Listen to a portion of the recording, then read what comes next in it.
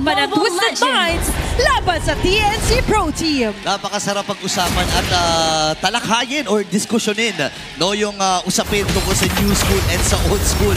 Pero sabi dito ni Kanoy, sige na, new school ang pauunahan natin. Binawag agad actually yung Revitalist dito ni Jack. So, maraming resources na na-expend para sa TNC. Kung school ang pag-uusapan, kasama dyan ng mga research. Ayan. Kasama dyan ng mga pagdepensa, mga TCs. Ayan.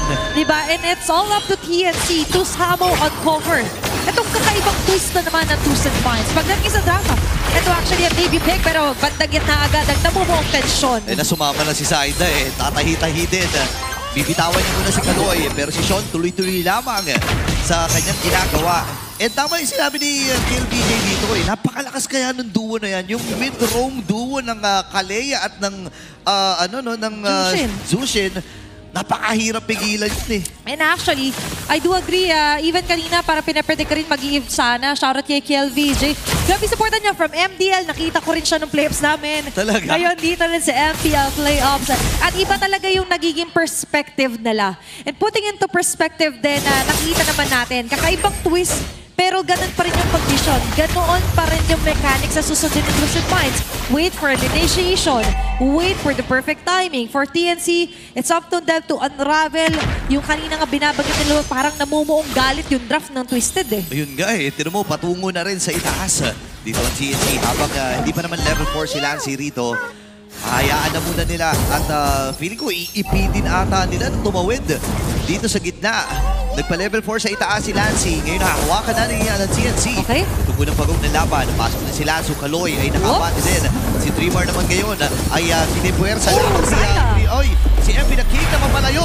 At ang TNC nakakuha ng pagong. Ngayon naman nagamit na rin si Barbiel. And AOG. Bakit nila si Lanzo? Tapos recta purple wapagat dito ang TNC Pro Team. What a great head start. First blood nga. First turtle buff pa.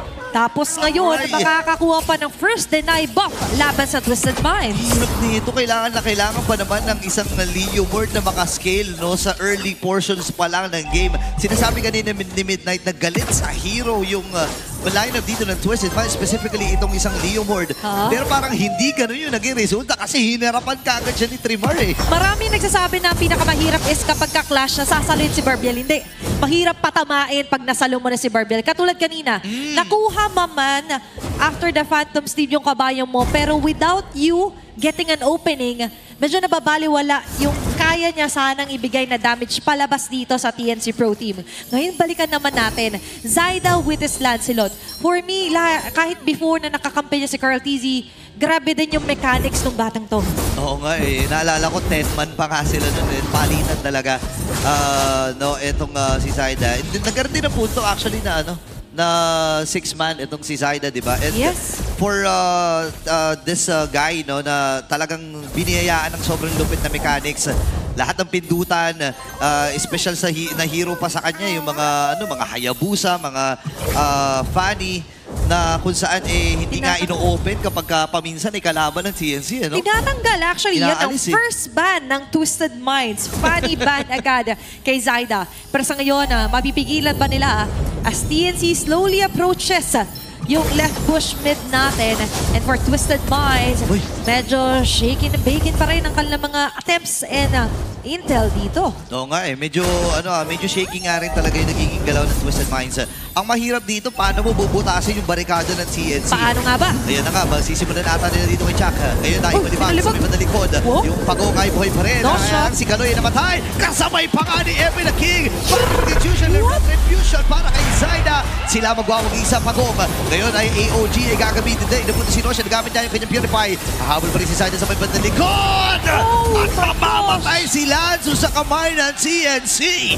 A very nice control there for TNC Pro Team. Nakita natin yung effort ni Nosha, kaso problema, hindi sila pare-pareho ng tina-target. Meaning for Zaida, all he had to do was focus on the turtle, tapos sabay main quest agad. 0-4 already sa kill score natin. Maglilimang minuto pa lamang. Pero mukhang naging unstoppable na agad dito si Zaida. Yun nga eh, isipin mo 2 levels yung gap niya dito kay MP the King. bihira lang natin na makita na nagiging ganito ang aksyon kapag nakakahawak din ng mga coffee hero dito si MP. Pero may babalibag ata itong si Kaloy. Chakno ay humarap na rin. Kinuha niya yung Tsunami Slam. And may additional na kits na ang TNC dito. If ever man na may mahuli dito si Lancy. Available pa actually yung kanyang ultimate dito. Pasok? Papasok na. Inunahan na siya with the Tsunami Slam. At nakabawi din naman ang Twisted. Chakno nag-aabang lang ng kanyang taunt. Bate pa. Babalibag na naman ito si Trimar. Pero matibay talaga itong Lambo-Laps na ito. Pasok na naman. Pumalag. Abang kami naman rin ng Twisted Minds. Habang si Benny sasama na. Kaya lang si Kaloy ang namatay. Ayan na! Ang alis na rin si Lanzo. Bibit si Chak. Bitin ata yung kakayahan din ng Twisted para pigilan ang pagsugod ng TNC. Tatawid si Zaida. Nag-aabang na pagkakataon Bumalik sa ba? purple bomb para ang tungo. Kasi kakauwi lamang ni MP the King at may ideya siya dun. Grabe yung taktika na meron dito sila Zaida, no? And as much as possible nakikita natin, even Chakno as well, nire-reserve niya hanggang sa pinakadulo yung unbreakable fist niya. Hindi niya basta kinocommit yan yung taunt na meron siya. Meanwhile, for Twisted Minds, we do understand na kailangan nila maghanap ng ibang pinto. Nakahanap naman ng babasagin na pinto doon si Nosha. Pero problema, masyado na silang nabubuli sa linya, Burrito. Yun nga, tinan mo naman, sobrang tapang ng CNC Pro Team. Pero gusto ko yung ginagawa ni Sean, talagang chine-check niya lahat ng mga brushes na pwedeng pagtaguan ni Chaka. Napakahirap din kaya yung pagka na-taunt ka bigla. Tapos may kasunod na threat mula dito kay Lancy. Actually, hawak niya yung Tsunami Slam. So any moment, sa tagpong ito ay pwede silang sumet up. Okay, may mahahanap pa sila Trimar and Chakno. Pero mukhang si Kaloy ang mangunguna. Ayun ang Tsunami Slam, tinawag na Phantom Steed. Bitawan dito ni MP. Lanzo! At si Zaida muli for the third time. Ang magwawagi habang si Benny nakakuha na ng kill. Ayun, wala tinamaan. Pasok na si Lancy. Notion, Meron pa siya dito. patay! Tsunami Slam! At kinamaan si Notion ng lintik. TNC Pro Team. Tuloy-tuloy ang paglipad. What a way to rise from the ashes. Their opening game dito sa ating playoff day number 1. Everything on the line. Napapatay pa siya! May recall pa na pinakita dito si Zaida. Ladies and gentlemen, napakalinis na laruan mula sa TNC Pro Team. For Twisted Minds, the problem still persists. Yung mga simptomas ay lumalabas na Burrito. At kailangan nilang unahan ito ng Lunas. Lunas dyan, of course, is to actually get the perfect setup here for Kaloy. Kadalasan ng mga nakikita niya, yung mga may kakunatan, may mga pantakas, most especially dito na humaharap lagi si Chak na Trimar. Wala silang pake kahit sila yung balibagin mo. As long as makommit nila yung ultimate sila, then Zaida and even Lancy will go for the free hit. Benny Cutie nga, nung kabilang banda, parang, kailangan pa ba ako? Ay, hindi na. Sige, uwi na ako. Oo, bumalik na kaagad dun sa lane J, no? And maganda yung sinasabi mo dito, pagka nila, hinugot mo kasi si Trimar, parang parang libreng flicker pa yun sa kanya, no? Hindi na siya mag-e-effort pa na lumapit. Kasi nga naman, dadali mo na siya dun sa, sa box na niluluto dito ng Twisted. Medyo nabibiti na sila ng damage at lumulobo na rin yung kalamangan nila. Nasa almost 7K na yung kanilang gold dito.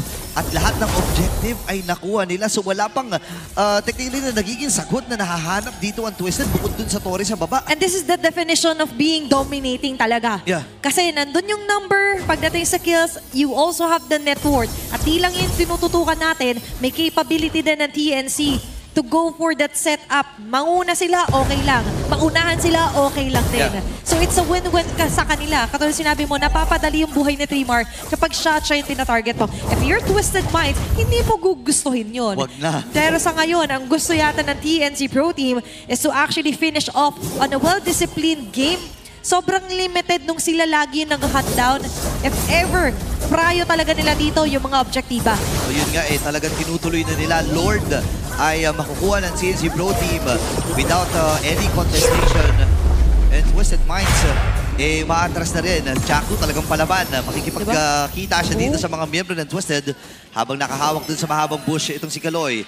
I-take over na dito ni Lancy. Kukunin yung Tsunami Slam. So may threat na naman para dito sa TNC. Ito yung sinasabi natin, hindi nila pinipilit. Not unless meron talaga na nag-overstay, pinapunish yan ng TNC Pro Team. Now, the Lord will march onto the top lane. Silip tayo real quick dito sa ating Infinix in-game equipment. Ramdam yung gap.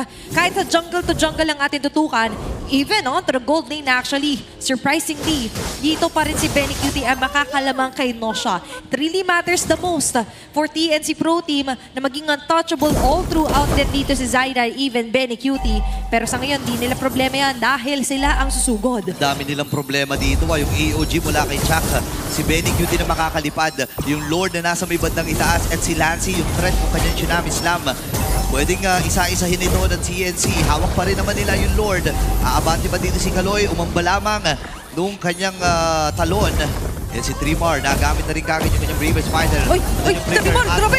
With the AOG. Patay kagad si Sean! Naku po, hindi man lang nakapag-react dito. Grabe si Chakno! Mamatay na rin si Lansu. Same with Chakno.